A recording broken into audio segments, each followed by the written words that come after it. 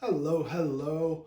Want to come back to you with a quick video about growth mindset. I want to follow up on our last video about learning with this growth mindset. Just a quick talk about it.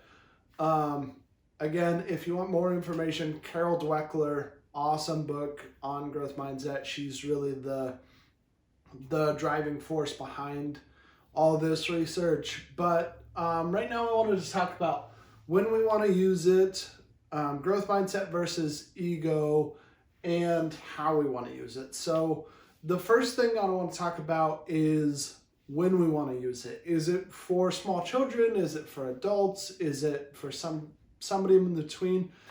For me, early as possible. You want to be using it with your kids, with your athletes, with your students, with your spouse, anybody in your life. I think this is really helpful for.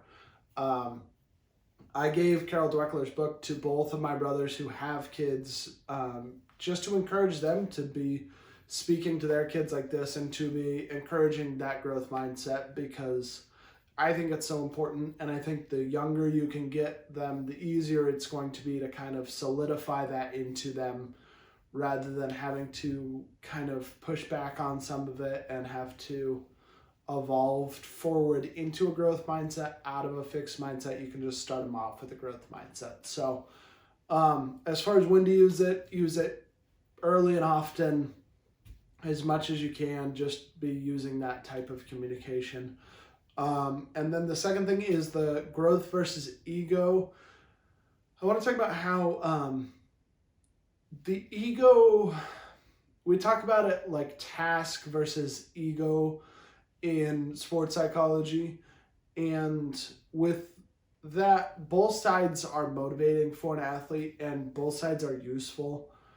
At the end of the day, professional athletes have extremely high task motivation and extremely high ego orientation. They have both sides of it. But for building it up, you want to be focused on the growth mindset, because the ego will follow in after that. It'll be built into their identity. It'll be brought into their life a lot more, because as they get success, they're going to start to realize, it's going to become more of a part of their identity and more just a part of who they are and how they interact. And so that's okay. It's okay for that ego side to be involved, but you want to keep the focus on the work itself and the process of got to be doing the work over and over again. There is no point where you just stop and you're no longer there. The growth mindset keeps pushing you forward, pushing you to grow, so that they're not feeling threatened because they think that they're so good at this, so how could they be bad at it? How could they be challenged by something?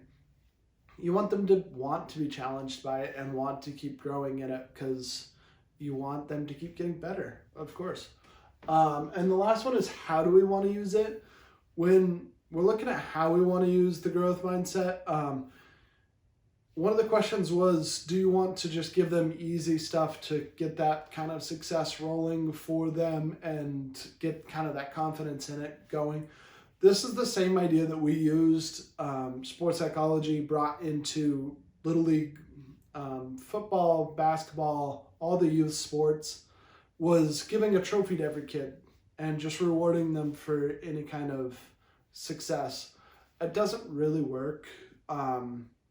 It didn't really work for those youth leagues to really build confidence up and to build up this growth mindset.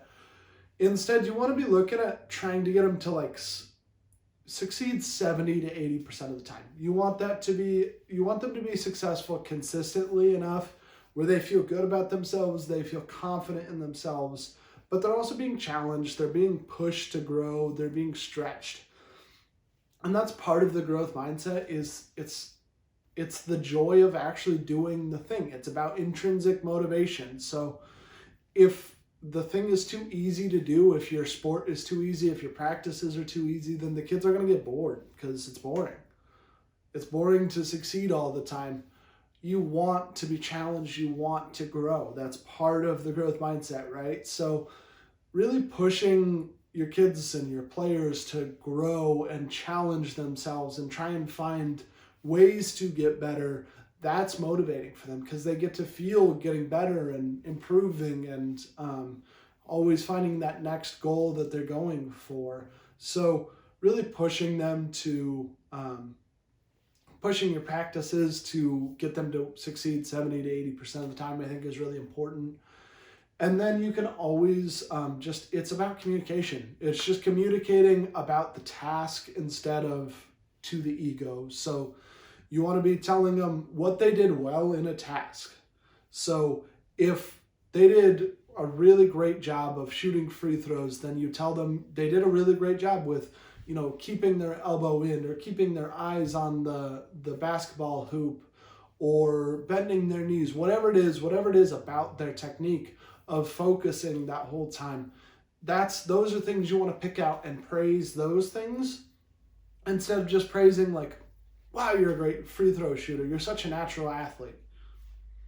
That doesn't really help them to get better. You want them to know what things they're doing that are helping them to succeed so that they can keep doing them. It gives them better feedback and it gets their ego less involved. So it's a win-win on that front.